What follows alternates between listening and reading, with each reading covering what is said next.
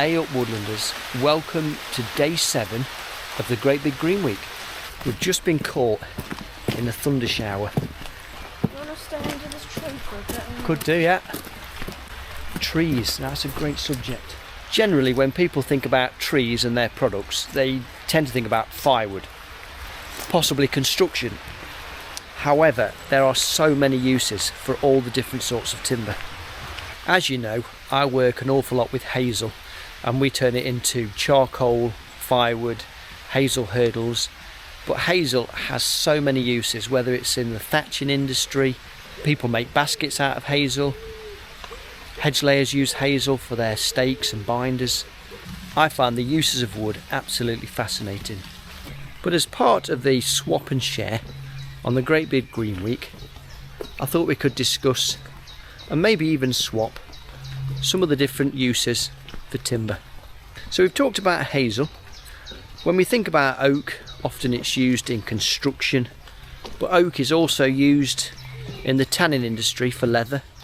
The tannic acid in oak bark is stripped on younger trees. The poles are used often in craft or charcoal, and the bark is then used in the tanning industry. And I think there is still a tanning company down in Cornwall somewhere that collects up oak bark on its travels throughout the UK.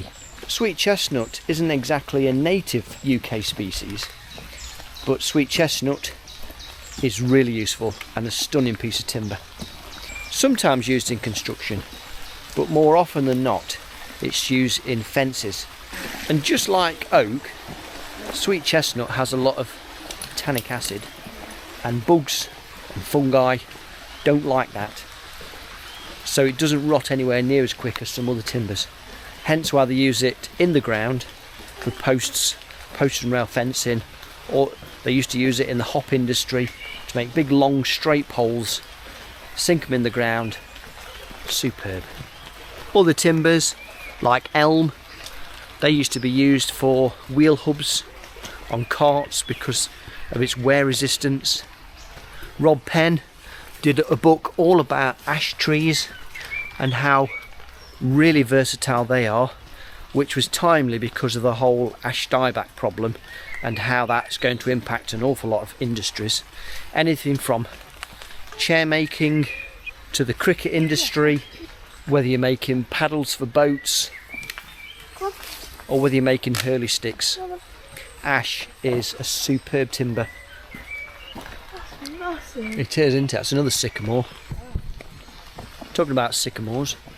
Sycamore, again, not deemed a native of the UK. Some people call it a bit of a weed.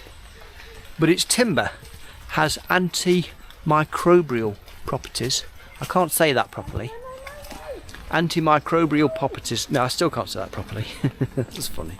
Which means that when it's used in treeing, which is kitchen items, spatulas, chopping boards, those sort of things, it doesn't harbour microbes like other timbers might.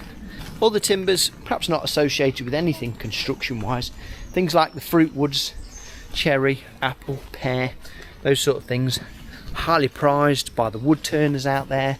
And something else that fruit woods tend to get used for, especially smaller parts when they're chipped, they dry the chip and then they use the chip in barbecue smoking, so it adds a flavour to whatever you're cooking on your barbecue. Willow, of course, used in all sorts of basket making. There is so much that you can use timber for. It's not just firewood, not just charcoal. So if you're able to, try and share a factoid that you have about timber and its uses. Do your best to stand up for the Great Big Green Week. Share your knowledge with anybody that listen, and especially those that don't. And I'll see you on the next one.